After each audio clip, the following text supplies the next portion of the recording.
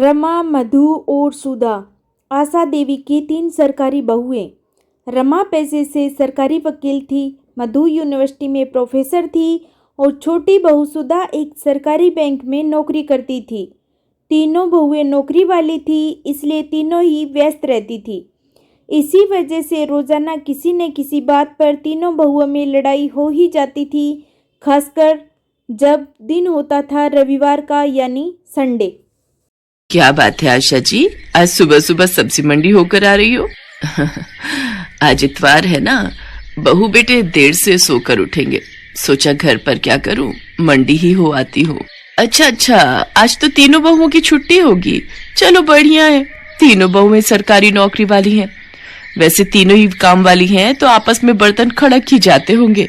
अरे नहीं, मेरी तीनों बहुओं में बहुत प्रेम है, उनमें कभी कोई लड़ाई नहीं होती। अभी तक तो सब उठकर अपना अपना काम निपटा चुकी होंगी। अपनी वकालत घर में मत झाड़ो भाभी, मैं भी बड़े स्कूल में प्रोफेसर हूँ, मुझे भी गणित आती है। आलू के पराठे में प्याज नहीं डलेंगे, सिर्फ आलू पराठा ही बनेगा। अच्छा, मैं भी देखती हूँ कि तुम आलू के मसाले में प्याज कैसे नहीं मिलाती हो। तुम अकेले आलू का पराठा खाने वाली नहीं हो, हम सब हैं।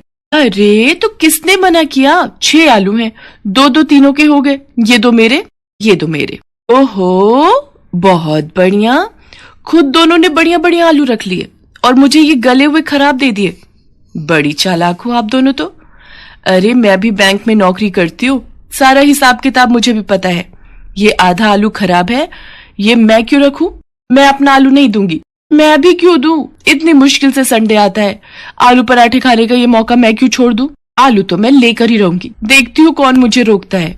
हे भगवान, मैं मोहल्ले में कहती फिरती हूँ मेरी तीनों बहुएं गऊ हैं, मुंह में जबान नहीं है, तीनों में प्रेम है, पर यहाँ तो एक आलू के लिए महाभारत छिड़ी हुई है।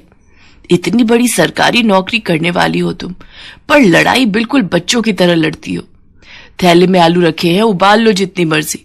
पता नहीं मेरे इस दुनिया से जाने के बाद।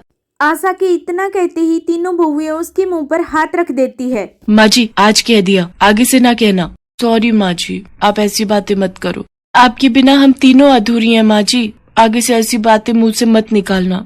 फिर क्यों लड़ती हो तुम तीनों?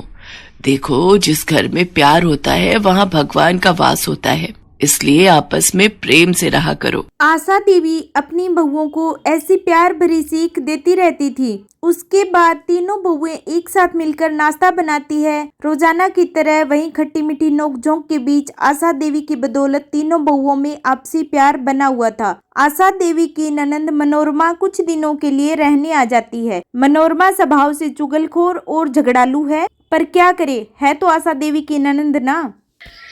आशा भाभी, कहाँ हो? मैं तो कब की बाल धोकर बैठी हूँ। तुम्हारी बहुएं कहाँ हैं? मुझे चाय नाश्ता कौन सी बहू देगी? जी रुको, मैं तुम्हारे लिए पोहा और चाय बनाकर ला रही हूँ। बुआ जी पाए लागू, मैं चलती हूँ, आपको शाम को मिलूंगी। मैं भी चलती हूँ बुआ जी, प्रणाम। ओहो, मुझे भी आज लेट हो गया। मधु भाभी रुको, मुझे अपनी स्कूटी पर जरा बस स्टैंड तक छोड़ देना, आज कैब बुक ही नहीं हो रही। ये बढ़िया बात रही, तीनों बहुएं काम पर निकल गईं, अब तुम सारा घर का काम करोगी। तो क्या हुआ जीजी, सफाई बर्तन वाली लगी हुई है, घर का काम करने में हर्ष थोड़ी है। तुम तो ऐसे ही चिंता करती हो। ये लो पोहा और चाय लो, बाकी सब चिंता छोड़ दो। मनोरमा की बुरी आदत चुगली करने की बाज कहाँ आने वाली थी। जब आशा ने उसकी बात को अनदेखा कर दिया तो वो तीनों बहुओं को भड़काने लगी। अरे रमा बहू, क्या कर रही हो? अंदर आ जाऊं? हाँ बुआ जी, ये भी कोई पूछने की बात है? आपका अपना घर है, कहीं भी आओ जाओ। अच्छा, अलमारी में कपड़े लगा रही हो? सचमुच कितना थक जाती हो। नहीं, ऐसी कोई बात नहीं है बुआ जी, वो कल मधु ने मशीन लगाई थी तो कपड़े धोकर रख दिए थे, वही तह लगा रही हूँ। अच्छा, तभी मधु का मुंह बना हुआ था, बोल रही थी सारा दिन अकेले काम में लगी रहती हूँ। वो प्रोफेसर है ना, तो जल्दी घर आ जाती है, इसलिए वो ज्यादा काम करती है। अच्छा, ऐसा कहा? पर ऐसी तो कोई बात नहीं है, मैं और सुधा हम दोनों भी तो इतना काम कर लेती हैं। मधु फालतू की बातें कर रही है। रमा को भड़काने के बाद मनोरमा ने मधु और सुधा को भी झूठ मूठ की पट्टी पढ़ा दी। क्या रमा भाभी और सुधा ने ऐसा कहा? उनसे ज्यादा घर खर्च में पैसे मैं लगाती हूँ। उन दोनों की इतनी हिम्मत ये कहने की कि वो मेरे से ज्यादा घर खर्च करती हैं।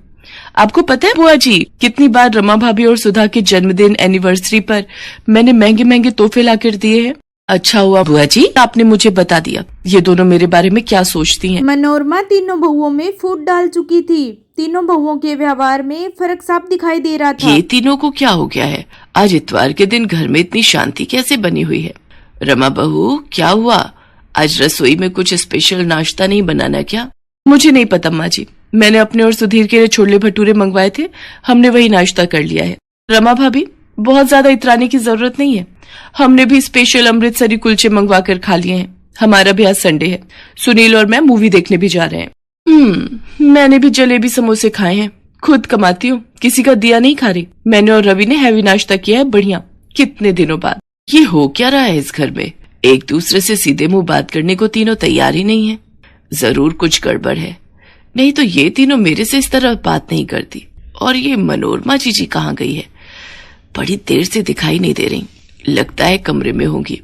उनकी चाय वहीं दे आती हूँ। अरे मैंने भाभी की तीनों बहुओं में ऐसी फूट डाली है, ऐसी फूट डाली है कि पूछो मत।